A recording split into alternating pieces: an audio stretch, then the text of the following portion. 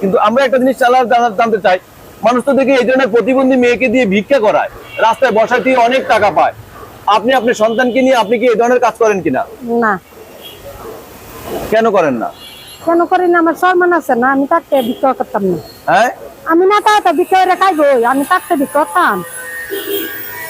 আমি থাকতে আমার মেয়েরে দিতাম ভিক্ষা, তো দিতাম না, আমি ভিক্ষা করি না। মানে আপনি থাকতে আপনার মেয়েকে আপনি ভিক্ষা করতে দিবেন না? এক জায়গায় বসলে তো অনেক টাকা পাইতো। অনেক টাকা পাইলাম, আমি অত টাকা ধরেন না।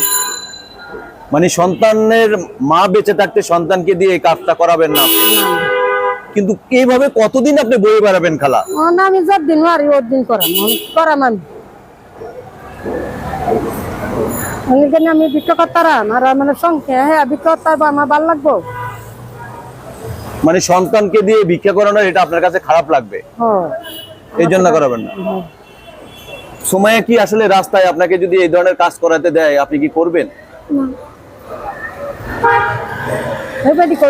আপনার কি লজ্জা লাগবে? মানুষের কাছে রাস্তায় হাত পেতে টাকা চাইতে কি লজ্জা লাগবে?